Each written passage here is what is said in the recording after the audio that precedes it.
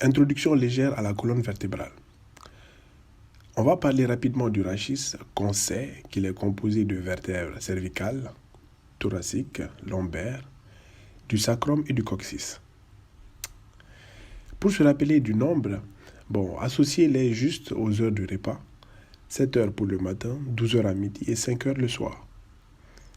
Ça donnera 7 cervicales, 12 thoraciques ou dorsales, 5 lombaires, le sacrum et le coccyx étant des vertèbres soudées. Bien. On va prendre maintenant une vertèbre qui est type pour essayer de comprendre les autres vertèbres, sans bien sûr y parvenir. Parce qu'à chaque étage, nous verrons dans d'autres vidéos qu'elles ne se ressemblent pas aussi que ça. Elles ont leurs particularités. Mais en tant qu'étudiant en médecine ou d'ailleurs, si je vous demandais de me parler du rachis et que vous ne sortez pas ces particularités anatomiques dont je vais vous parler, pour moi, vous ne connaissez pas le rachis ni les vertèbres. Bien. Donc, une vertèbre type est formée d'un corps vertébral, d'accord, qui porte le corps de la personne, et d'un arc vertébral. Bien.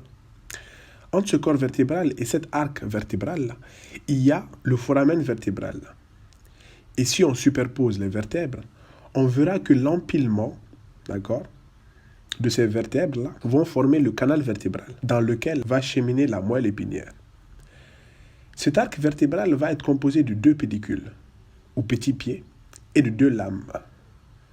Bien. Il y a ensuite les apophyses épineuses et les apophyses transverses, d'accord? Bien. Au niveau des pédicules, on va trouver sur leur bord supérieur et inférieur des incisures qui circonscrivent une ouverture latérale, appelée foramen intervertébral.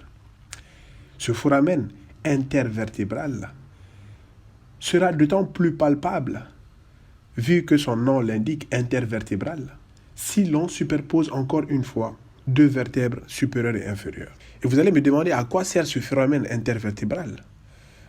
Sur une vue supérieure, si on dessine la moelle épinière dans son foramen vertébral, avec ses racines antérieures et postérieures, on va voir que lorsque ces racines se joindront pour former le fameux nerf rachidien, c'est par ce trou-là, d'accord, ce foramen intervertébral, que ce nerf rachidien va sortir.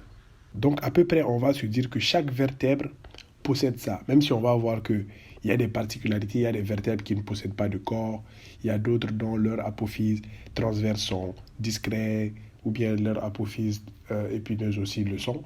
Mais en gros, s'il vous plaît, il faut que vous me sortiez ça quand je vais vous poser les questions. Merci.